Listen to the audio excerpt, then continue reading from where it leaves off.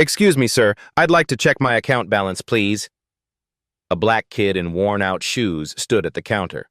10 years old, cracked soles, frayed laces, thrift store jacket swallowing his small frame.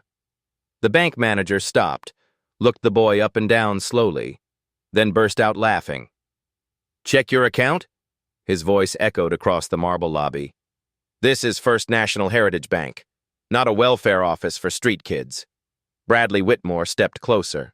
His expensive cologne clashed with his ugly sneer. "Look at those shoes! Look at that skin!" He shook his head in theatrical disgust. "Another black kid looking for a handout. You people are all the same. Get out before I call security. We serve real customers here." The security guard moved closer, hand on his baton. A wealthy customer shouted from behind, "Throw him out already! He's stinking up the place!" Laughter rippled through the lobby, cruel, loud, united against one small boy. No one defended him, not a single person, but not one of them could have imagined what would happen next. Within the hour, Bradley Whitmore himself would be begging, not for money, but for mercy. Wesley Brooks didn't run. He didn't scream. He stood his ground, just like Grandma Eleanor taught him. "Sir, I have an account here." His voice trembled but didn't break. "My grandmother opened it for me. She passed away 2 months ago. She left me this." He held up a brown envelope.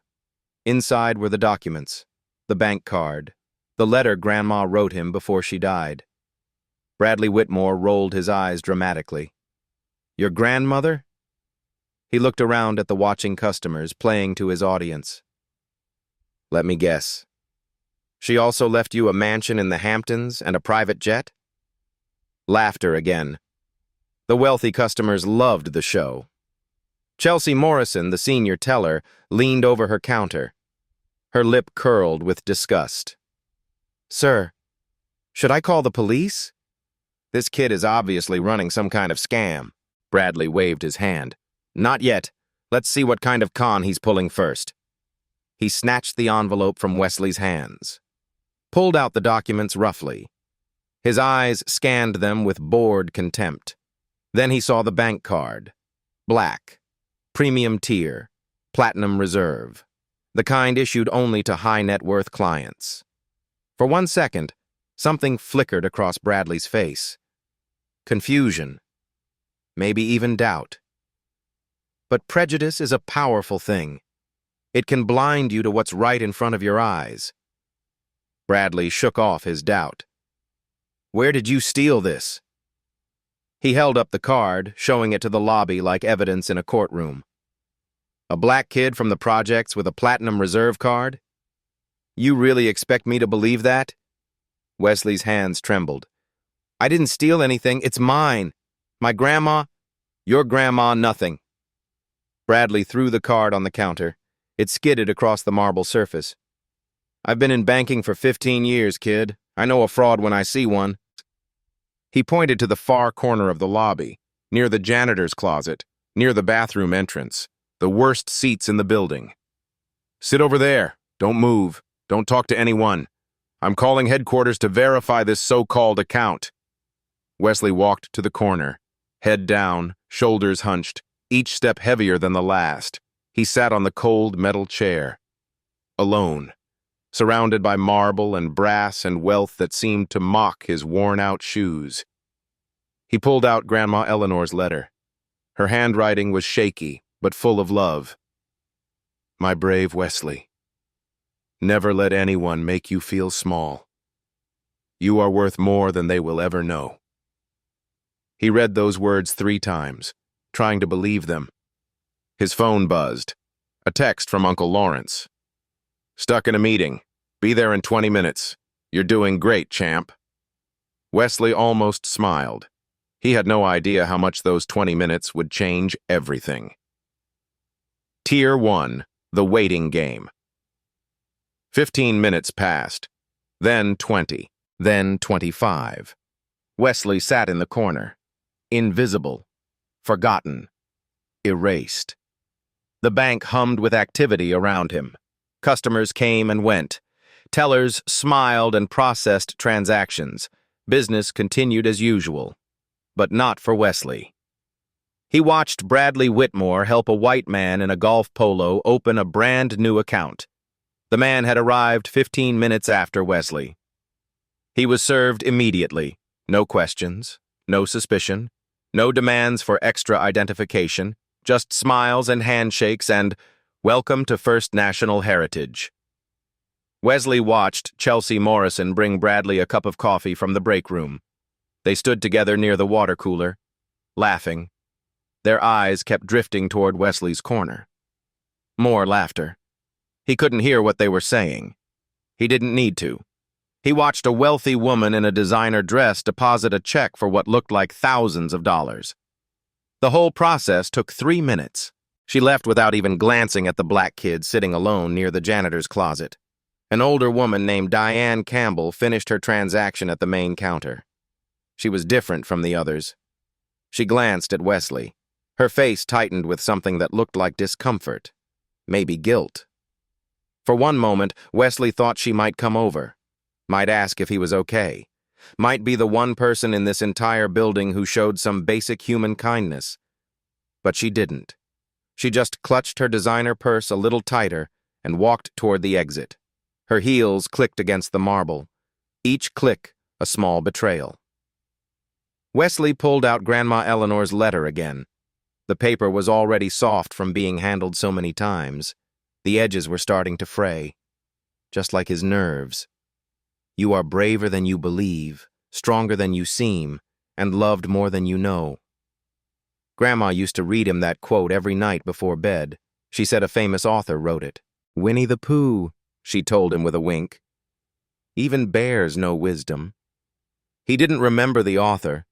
He just remembered her voice. Warm like honey, safe like a fortress, gone like smoke. His phone buzzed again. Uncle Lawrence.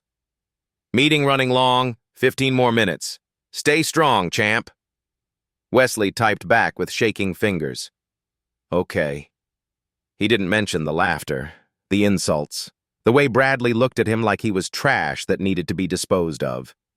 He didn't want to worry Uncle Lawrence. 30 minutes now, still waiting, still invisible. A security guard named Jerome Davis stood near the entrance. He was black, like Wesley, mid-50s, tired eyes that had seen too much, gray creeping into his close-cropped hair. Jerome had witnessed everything, the insults, the laughter, the way Bradley humiliated the boy in front of everyone. He wanted to speak up. God, he really did. But he had a mortgage, 2 kids in college, 11 years at this bank building toward a pension. Silence meant employment. Employment meant survival. Survival meant his family didn't end up on the street. Jerome looked away, hated himself for it, looked away anyway. Tier 2, the interrogation. Finally, after 32 minutes, Bradley called Wesley over. Not to the main counter where normal customers were served, to a small desk in the back corner, away from the pleasant banking areas, away from the comfortable chairs and complimentary coffee, visible to everyone, but isolated, like an animal in a zoo exhibit. Wesley sat down in the hard plastic chair, placed his grandmother's documents on the desk carefully. Bradley didn't touch them, didn't even look at them. "Let's try this again." His voice was cold, clinical, the voice of a man performing for the security cameras. "You claim you have an account at this bank. You claim your grandmother left you money. But you have no proper ID, no guardian present, no proof of address.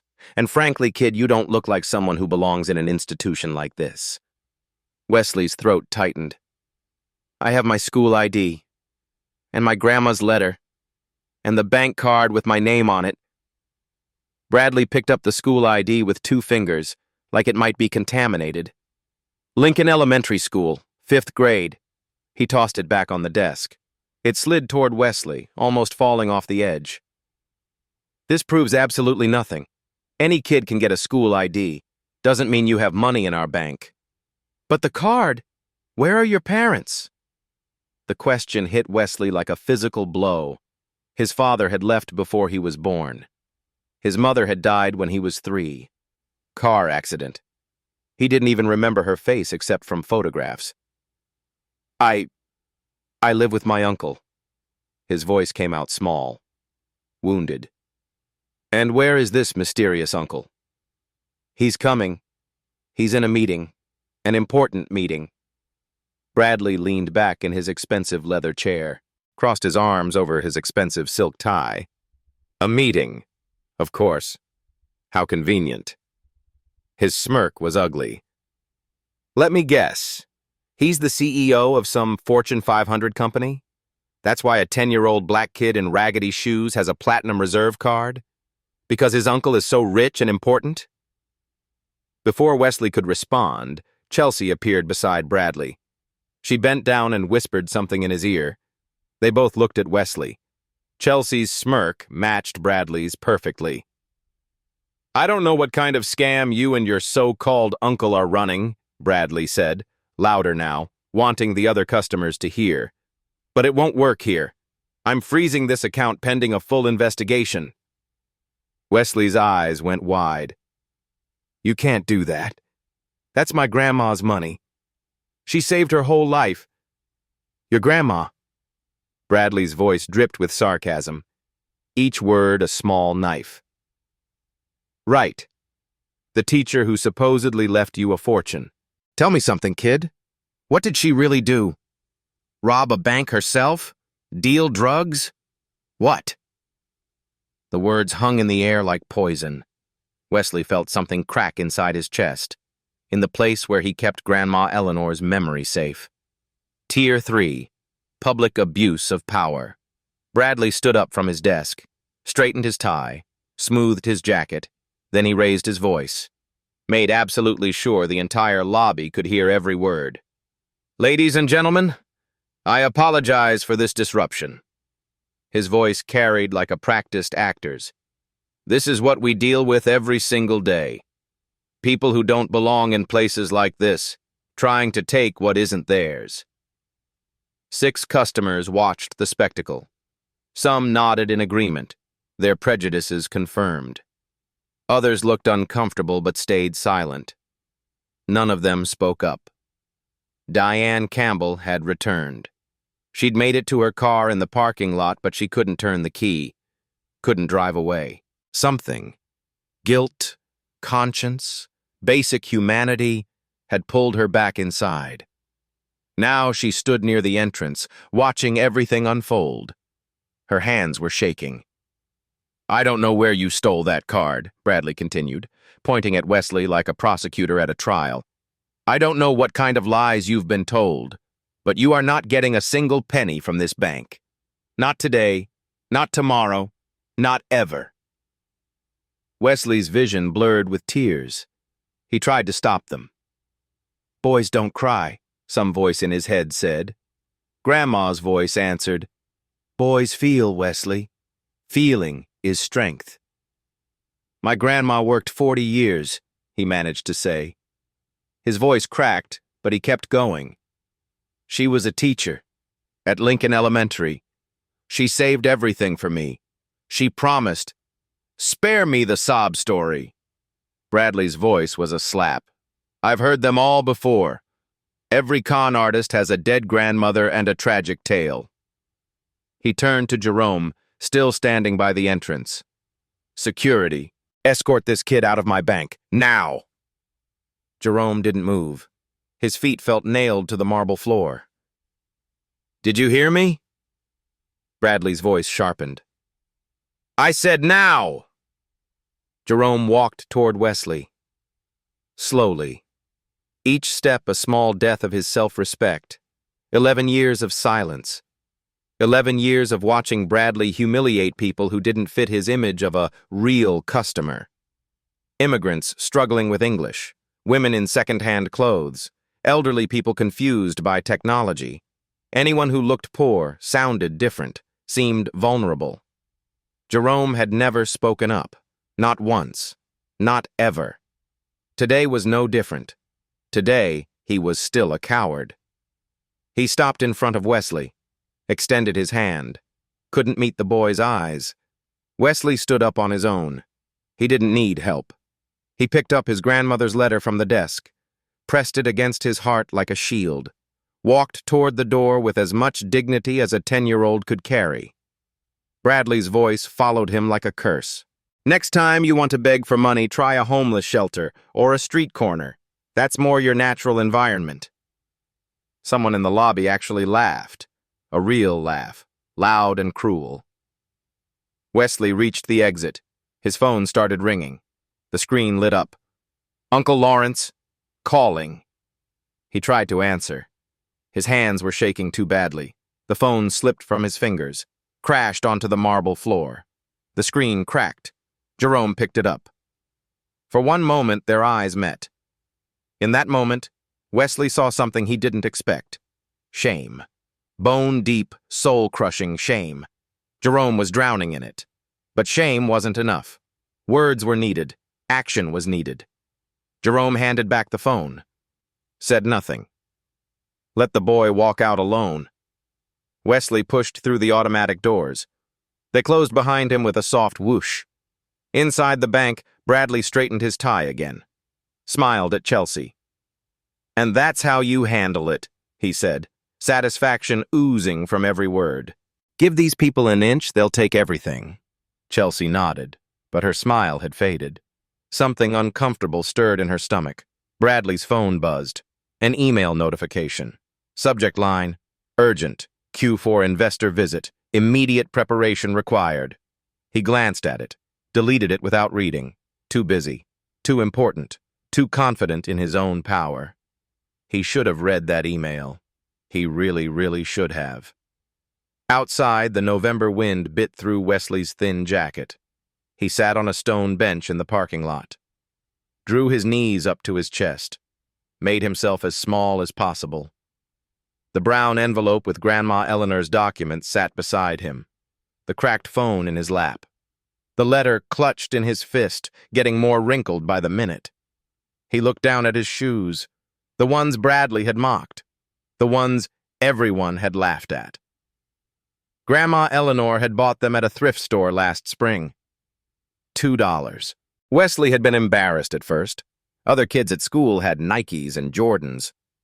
Shoes don't make the man, baby, Grandma had said, kneeling down to tie the laces for him. Character does. And you have more character in your little finger than most people have in their whole bodies. She had worn her own shoes until they fell apart, fixed them with tape and glue until they couldn't be fixed anymore. Wesley now understood why. Every dollar she didn't spend on herself was a dollar she saved for him. Tears fell onto the cracked phone screen. He didn't bother wiping them away. He tried calling Uncle Lawrence, straight to voicemail. He sent a text, typing through tears. Uncle Lawrence, they kicked me out. They said I stole Grandma's card. They called me a thief. Then he waited. 1 minute, 3 minutes, 5 minutes. No response. The meeting must still be going. Uncle Lawrence always put his phone on silent during important meetings. He said it was professional courtesy. Wesley had no one to call, no one to help, no one coming to save him. A woman walked by. Business suit, designer bag, perfect makeup. She saw the crying black boy on the bench, the one who'd just been thrown out of the bank. She'd seen the whole thing through the window. She kept walking. A man jogged past with his golden retriever. The dog wanted to stop and sniff Wesley. The man yanked the leash, hurried on. Cars pulled in and out of the parking lot. People entered the bank. People left the bank. Nobody stopped. Nobody asked if he was okay. Wesley was invisible. Just like inside. Just like always. He unfolded Grandma Eleanor's letter one more time. The paper was damp now, spotted with tears. My brave Wesley, the world will sometimes be cruel.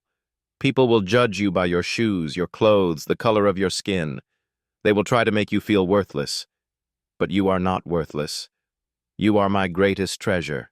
Everything I have saved, everything I have worked for, it's all yours now. Use it to fly high. Use it to prove them all wrong. And remember, dignity is not given. It is carried. Carry yours with pride, baby. Always. All my love, forever and ever. Grandma Eleanor. She had promised him. Sitting in her little kitchen, eating chocolate chip pancakes, she had promised. One day, you'll walk into that bank and they'll treat you like a king, Wesley. They'll call you sir and shake your hand, you'll see. Today, they had called him a beggar, a thief, a con artist. Today, they had thrown him out like garbage. Grandma Eleanor, wherever she was, must be heartbroken. Inside the bank, the silence of complicity. Diane Campbell stood near the entrance, frozen. She had come back, driven by guilt, pulled by conscience. She had watched the whole scene through the glass doors, watched the boy sit on the bench, watched him cry alone, watched people walk past without stopping. She should go out there, sit with him, tell him it would be okay. But what would she say? What could she possibly say? She had stood right there in the lobby, watched Bradley humiliate that child, heard the insults, the racism, the cruelty, and she had done nothing, said nothing, just like everyone else. What right did she have to comfort him now? Jerome Davis stood at his post by the door. His eyes kept drifting to the parking lot, to the small figure on the bench. His chest felt tight. His hands wouldn't stop clenching. 11 years ago, Jerome had been that boy. Different bank, different city, same humiliation. A white manager had refused to cash his paycheck. Need extra verification for people like you. A security guard had followed him around a store. Just doing my job, sir. A realtor had suddenly found that an apartment was no longer available after seeing his face. 1,000 small cuts over a lifetime. Some not so small. And now? Now Jerome was the one in the uniform, the one following orders, the one enabling the cruelty. His younger self would be disgusted. He moved toward the door. Maybe he could just... Jerome! Bradley's voice cut through like a whip. Stop daydreaming. There's a delivery at the back entrance. Handle it. Jerome hesitated. 1 second, 2 seconds. Then he turned and walked toward the back. The moment passed. Outside, Wesley was still alone, but not for much longer. A black Mercedes S-Class turned into the parking lot. Sleek, silent, expensive. It stopped near the entrance. The door opened, and everything was about to change. Lawrence Brooks stepped out of the Mercedes. 6'2", silver-gray suit that cost more than Bradley Whitmore's monthly salary. Silver at the temples, an aura of quiet authority that made people instinctively straighten their posture. He spotted Wesley immediately. His nephew. His late sister's only child. The last living piece of his mother Eleanor remaining in this world. Sitting on a cold bench, crying, clutching a crumpled letter, completely alone. Lawrence's jaw tightened. A muscle twitched beneath his eye, the only visible sign of the fury building inside him. He walked to the bench, knelt down so he was at Wesley's eye level. Hey, champ. His voice was gentle, a stark contrast to everything Wesley had heard in the past hour. I'm here now. Wesley looked up. His face crumpled completely. Uncle Lawrence. He threw himself into his uncle's arms, sobbed against his expensive shoulder, tears and snot staining the silk-wool blend. Lawrence didn't care about the suit, didn't even notice. He held his nephew tight, didn't rush him, didn't ask questions, just let the boy cry until the shaking stopped. Tell me what happened. Wesley told him everything, every word, every insult, every laugh, every moment of humiliation. Lawrence listened in absolute silence.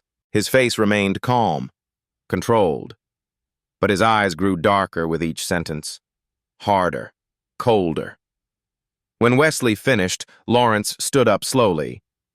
"You did nothing wrong," he said.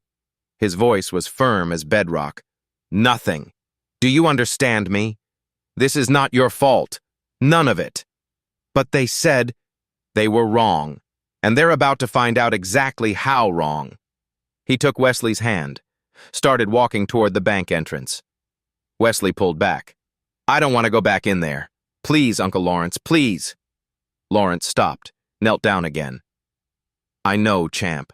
I know it's scary, but sometimes we have to face the people who hurt us." He squeezed Wesley's hand. Not to fight them, not to yell at them, but to show them that they couldn't break us, that we're still standing, that they have no power over us. Wesley looked at the glass doors, at the marble lobby beyond, at the place where he'd been humiliated. He thought about Grandma Eleanor. What would she want him to do? Dignity is not given, it is carried. "Okay," he whispered. "Okay." A second car pulled into the parking lot. A luxury SUV with tinted windows. A woman stepped out. Tall, elegant, professional. Patricia Edwards, Regional Director of First National Heritage Bank. She had been driving to the quarterly investor visit, the one Bradley kept ignoring in his emails, when her phone rang. Lawrence Brooks on the line, CEO of Meridian Capital Holdings, the bank's largest institutional investor. He explained what had happened in exactly 60 seconds. Calm, factual, devastating. Patricia had immediately changed course. She approached Lawrence now, nodded respectfully. "Mr. Brooks, I cannot tell you how sorry I am. This is completely unacceptable. Completely." Lawrence's expression didn't soften. "We'll discuss what's acceptable inside.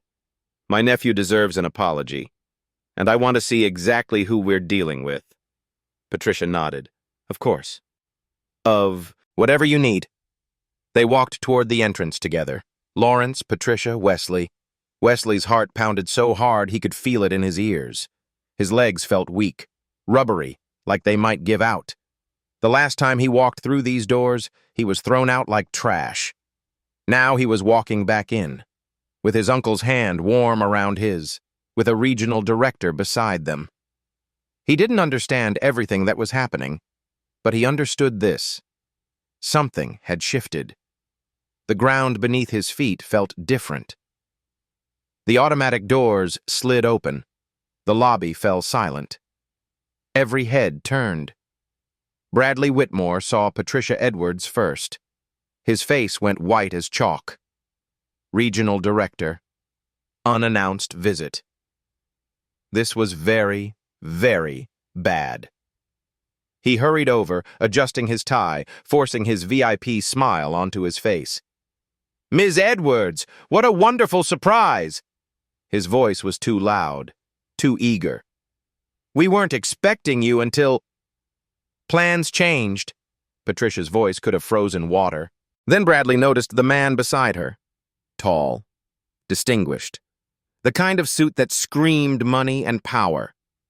And holding hands with... Bradley's stomach dropped. The black kid, the one he'd just thrown out, the one he'd called a thief, a beggar, a con artist. The kid was back, and he was holding hands with someone who clearly mattered. "I'd like to introduce you to someone," Patricia said. Her voice carried across the silent lobby. "This is Lawrence Brooks, founder and CEO of Meridian Capital Holdings." The name hit Bradley like a physical blow. Meridian Capital Holdings, the bank's largest institutional investor, 34% ownership of the parent company, the man who could make or break careers with a single phone call. That man, that Lawrence Brooks, was holding hands with the kid Bradley had just destroyed. "I believe you've already met my nephew," Lawrence said quietly. He stepped aside. Wesley stood there, eyes still red. Grandmother's letter still clutched to his chest, but now he was standing straight, chin up, shoulders back, Bradley's face cycled through emotions like a slot machine. Confusion, recognition, dawning horror, pure terror. I didn't. If I had known who he was. That's exactly the problem, Lawrence said. Isn't it? Chelsea Morrison dropped her pen. It clattered against the marble floor like a gunshot in the silence. Jerome Davis, standing near the back now, felt something shift in his chest. Something that had been dead for 11 years stirring back to life. Diane Campbell, still by the entrance, pressed both hands against her mouth. Tears streamed down her face. Every single person in that lobby was watching. The customers who had laughed, the employees who had enabled, the bystanders who had stayed silent. All of them witnesses now. To what was about to happen next. Lawrence released Wesley's hand. He walked toward Bradley slowly, each step deliberate, each step measured. The walk of a man who knew his power and didn't need to rush. Bradley took a step backward. His back hit the marble counter. Nowhere to run. Mr. Whitmore? Lawrence's voice wasn't loud. It didn't need to be. The entire lobby was holding its breath. My nephew came here today to check his account balance. His grandmother, my mother, left him that money as his inheritance. It's legally his. Every penny. Can you explain why he was denied service? Bradley's mouth opened, closed, opened again. He looked like a fish drowning in air. There were irregularities. We were just following standard protocol. What irregularities? Lawrence's voice remained calm, controlled. Somehow that made it more terrifying than shouting. The account is properly documented. The funds have been verified by your own bank. What specific irregularity justified treating a 10-year-old child like a criminal? I didn't realize. If I had known who he was, that's exactly the problem. Lawrence stepped closer. Bradley tried to press himself into the counter, but there was nowhere to go. You didn't know who he was, so you decided he was nobody. You saw a black kid in worn-out shoes and you made a judgment. Not about protocols, not about policies, about who deserves to be treated like a human being. The words landed like hammer blows. My mother worked 40 years as an elementary school teacher. She rode the bus until she was 70 because she never wanted to waste money on a car. She wore the same winter coat for 15 years. She ate store-brand groceries so she could put money aside. Lawrence's voice didn't waver. If she had walked in here today, you would have treated her exactly the same way. Laughed at her. Humiliated her. Thrown her out. Bradley said nothing. There was nothing to say. She would have deserved better. Just like Wesley. Just like every single person who walks through those doors. Lawrence turned to Patricia. Before we discuss consequences, I want Mr. Whitmore to see something. Patricia nodded. Lawrence walked to the main counter. Wesley followed, still holding his hand. Chelsea stood behind her computer, frozen. Her face was the color of old paper. Pull up my nephew's account, Lawrence said. It wasn't a request. Chelsea looked at Patricia. Patricia nodded once. Trembling fingers typed. The screen loaded slowly. Everyone held their breath. And there it was. Account balance, $487,263. Almost $500,000. 40 years of a teacher's salary. Every birthday card with money tucked inside. Every Christmas bonus. Every summer tutoring job. Every single dollar Eleanor Brooks had earned, saved, sacrificed. All for Wesley. Bradley stared at the number. His face went gray. His mouth fell open. No sound came out. Complete silence. Then Lawrence spoke. He laughed at your shoes. His voice was quiet but carried to every corner of the lobby. He stopped laughing when he saw the balance. The number glowed on the screen. $487,263. Bradley couldn't stop staring at it. His brain couldn't process what his eyes were seeing. $500,000 in an account belonging to the kid he'd just called a beggar. That, Lawrence said, pointing at the screen, is the money my mother saved over 40 years. She rode buses in the rain so Wesley could go to college someday. She wore secondhand clothes so Wesley could have a future. She ate rice and beans for dinner so Wesley would never go hungry. He paused. Let the words sink in. And you almost took that away from him. Because of his shoes. Bradley finally found his voice. It came out cracked and desperate. I didn't know. If I had known there was that much money, and that's the real problem. Lawrence's voice went cold, sharp as a blade. You would have treated him differently if you knew he had money.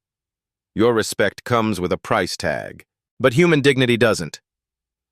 He looked at the number one more time, then at Wesley.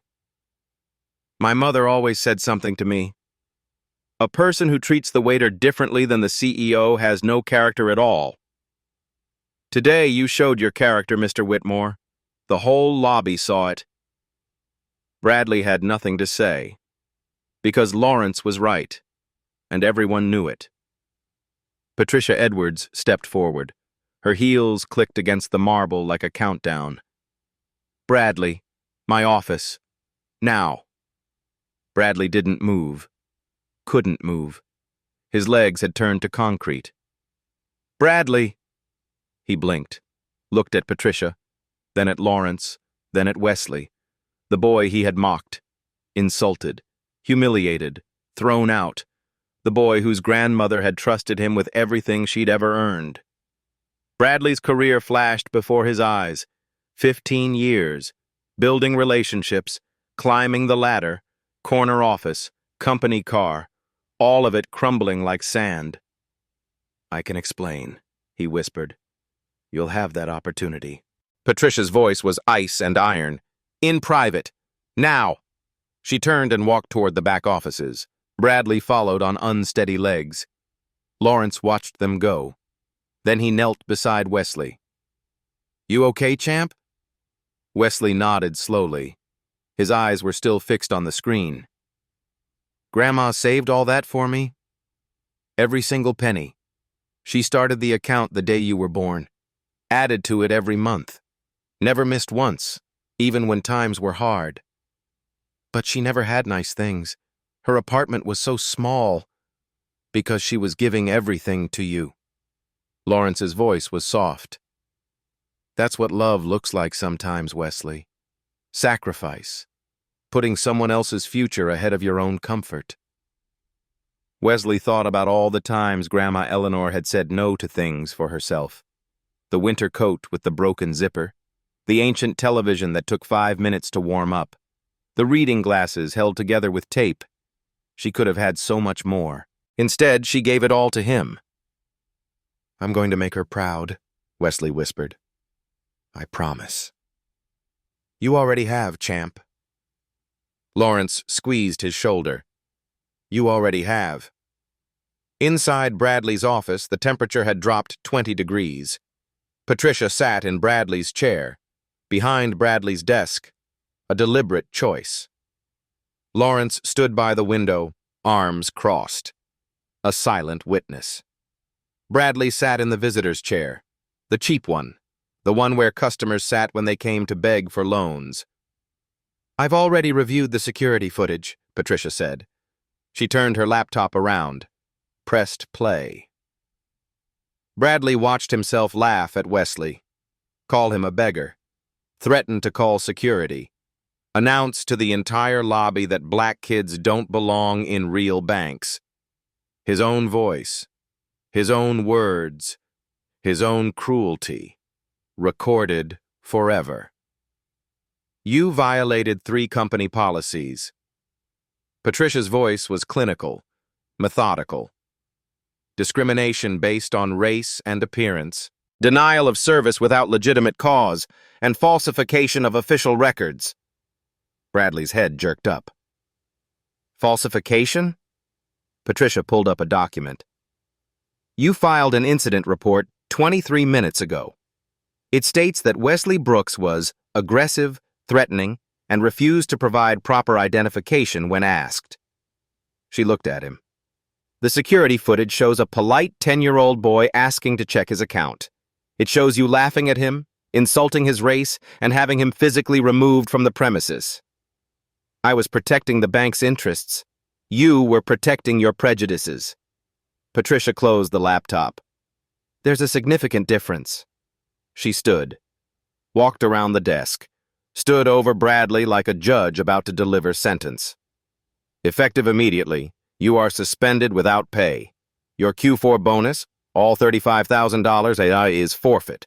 A full HR investigation will begin tomorrow morning.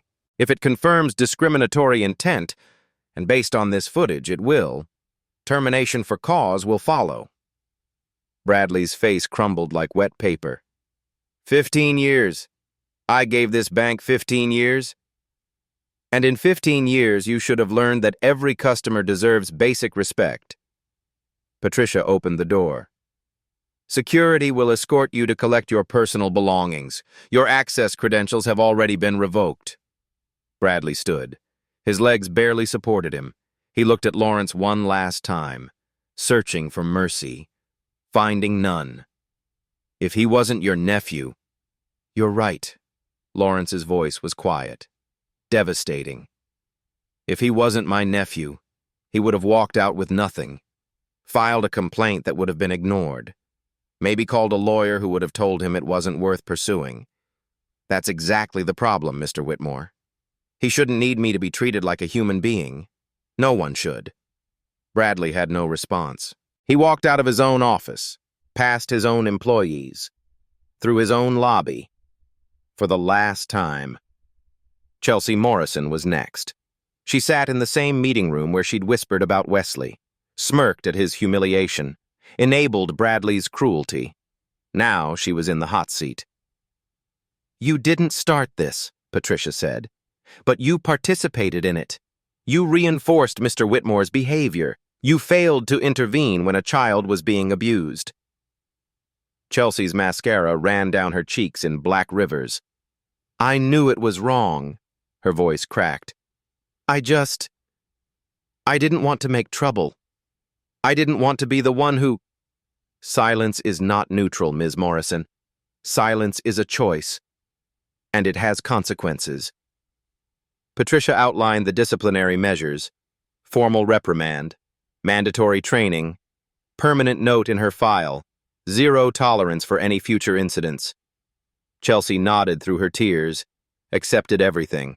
She had learned something today. The lesson had cost her dignity, but at least she still had a job. Jerome Davis stood by the entrance after his meeting with Lawrence. Not a formal meeting. Just two men talking. You picked up his phone when he dropped it, Lawrence said. You handed it back to him. It wasn't enough. No, it wasn't. Lawrence didn't soften the truth. But it was something. A small kindness in a moment when he had none. I should have done more. I should have said something. You should have. Yes. Lawrence looked at him steadily. The question is, what will you do next time? Jerome thought about his mortgage, his kids, his pension. Then he thought about Wesley, 10 years old, crying on a bench, completely alone. Next time I speak up, he said, no matter what. Lawrence nodded, extended his hand. Jerome shook it. It wasn't absolution. It wasn't forgiveness. It was a promise. To himself, to Wesley, to every person he might be able to help in the future. A promise he intended to keep. Diane Campbell had been waiting. Through all the meetings, all the drama, all the reckoning. She was still there when Wesley and Lawrence walked toward the exit. Wait! Her voice came out strangled. Please! They stopped. Diane approached slowly. Her eyes were red. Her hands were shaking. I'm so sorry. The words tumbled out. I was there. I saw everything. I should have said something. I should have defended you. But I stood there. Like a coward. Wesley looked at her. This woman who had watched his humiliation in silence. He thought about Grandma Eleanor. What would she say? Forgiveness isn't about them, baby. It's about setting yourself free. You came back, Wesley said quietly. That matters. Diane's tears fell faster. I'm filing a complaint. A formal one. As a witness. Everything I saw. Everything they said. It goes on the record. Lawrence nodded. That takes courage. It takes less courage than your nephew showed today. Diane looked at Wesley. He stood there and took everything they threw at him. He didn't run, he didn't scream, he just endured with dignity. I don't know if I could have done that. Wesley didn't know what to say, so he said the only thing that felt true. Thank you for coming back. Diane nodded, wiped her eyes, walked to customer service to file her complaint. One small act of courage. It was a start. The news spread through the bank like wildfire. By closing time, everyone knew. Bradley Whitmore, 15-year veteran, branch manager, terminated for cause. The official reason? Violation of company policies regarding customer service and professional conduct. The real reason spread through whispers and texts. He mocked a black kid, called him a beggar, threw him out. Turns out the kid's uncle owns a third of the bank. By the next morning, it was regional news. By the following week, national. Not the details. Those were kept private to protect Wesley. But the story got out. Bank manager fired for discriminating against a child. Major investor involved. Complete corporate accountability. People talked about it, argued about it, shared their own stories. It became a moment. Bradley Whitmore's termination was finalized within 72 hours. No severance, no recommendation letter, no pension benefits beyond what was legally required. 15 years of work, gone in 15 minutes. He applied to other banks. Word had spread. No one would hire him.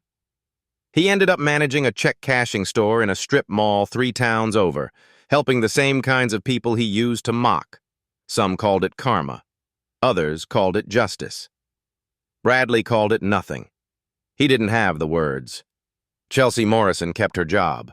Barely. She completed every training module, showed up early, stayed late, never smirked at another customer again. 6 months later, she transferred to a different branch, needed a fresh start. 6 months after that, she quit banking entirely, went back to school, became a social worker. She spent her days helping families navigate systems designed to exclude them, the same systems she had once enforced. The irony wasn't lost on her. Neither was the lesson. 3 weeks after the incident, Jerome Davis faced his first test. A young Hispanic woman came into the bank. Nervous, uncertain. Her English wasn't perfect. She struggled to explain what she needed. A new teller, young, impatient, was getting frustrated. His sighs were getting louder, his eye rolls more obvious. Jerome walked over. Is there a problem here? The teller started to explain. Jerome cut him off. This woman is a customer. She deserves patience and respect. Help her properly, or I will find someone who can. The teller's eyes went wide. He apologized, helped the woman with genuine care. Jerome went back to his post. His heart was pounding, his hands were shaking, but he had spoken up. For the first time in 11 years, he had spoken up, and it felt like breathing after being underwater for too long. Patricia Edwards didn't stop with Bradley. Within 3 months, she implemented sweeping changes across the entire region. Mandatory bias training, every employee, every quarter, no exceptions. New customer service protocols, every inquiry handled within 15 minutes, regardless of appearance. Mystery shoppers hired to test compliance, an anonymous reporting hotline. For customers and staff alike, zero tolerance for discrimination. A small plaque mounted at every entrance. Every customer deserves respect. First National Heritage Bank. It wasn't revolutionary. It wouldn't fix centuries of systemic racism overnight, but it was a start, a real one. Patricia made one more change, a personal one. She called Lawrence Brooks directly. "I want to do more than just discipline bad behavior," she said. "I want to honor your mother's legacy. What would that look like?" Lawrence thought about it. Talked to Wesley. Talked to his memories of Eleanor. A week later, they announced it. Named after Wesley's grandmother. Funded by the bank. Administered by a community foundation. Every year, 2 scholarships awarded. Full tuition, books, living expenses, recipients, students from underserved communities pursuing degrees in education, teachers teaching future teachers. Eleanor Brooks's legacy multiplied. The first recipients would be announced the following fall. The selection committee would include community leaders, educators, and one very special advisor. Wesley Brooks. 10 years old, already changing the world. When Lawrence told him about the scholarship, Wesley was quiet for a long time. "They named it after Grandma?" "They did.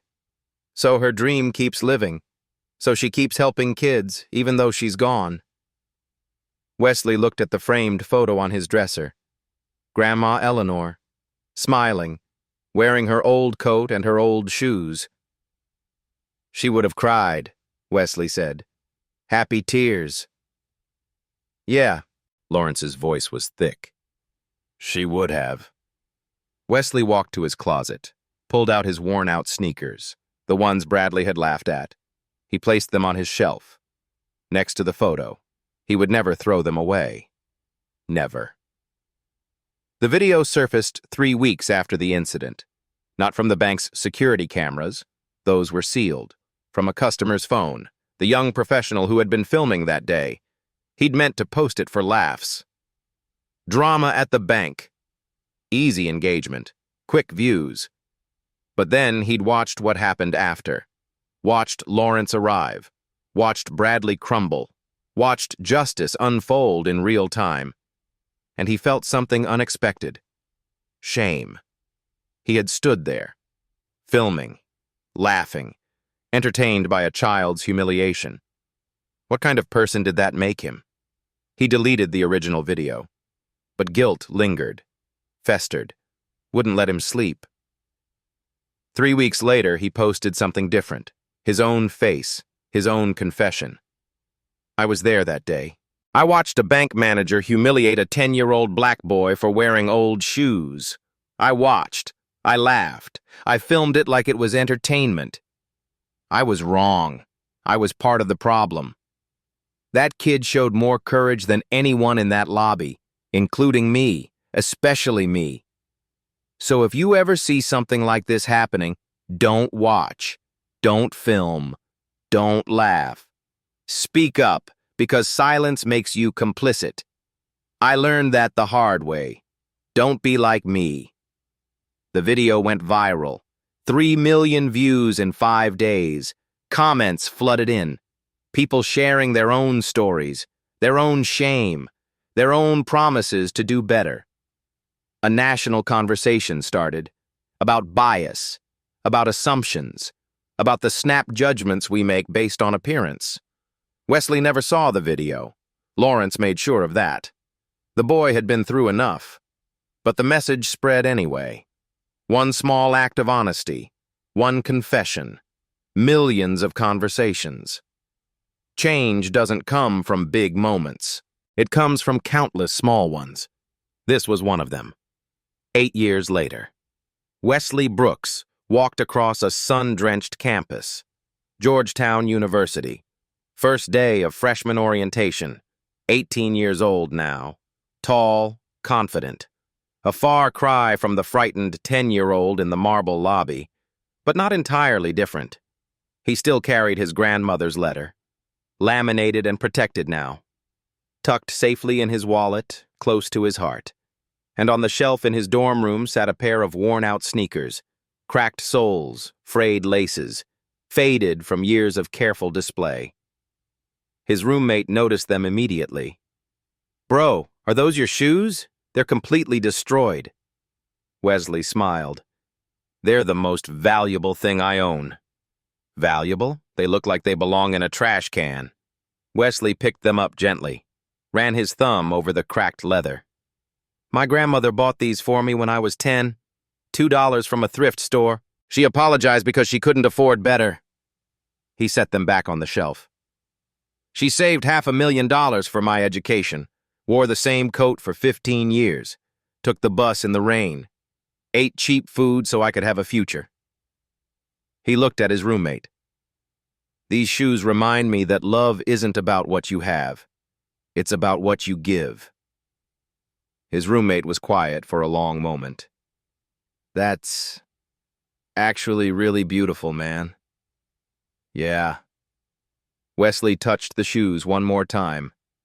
She was really beautiful. Lawrence Brooks continued running Meridian Capital, but he made changes too.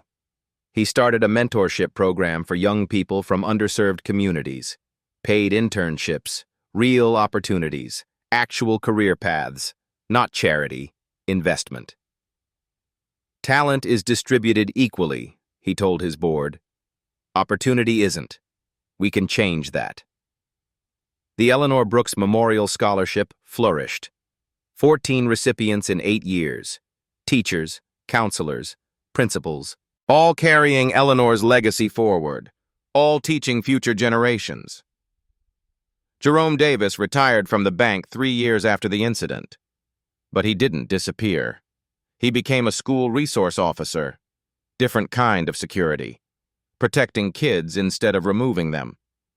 Every time he stood up for a student, he thought of Wesley. Every time he spoke against injustice, he honored the promise he'd made. He never stayed silent again, not once.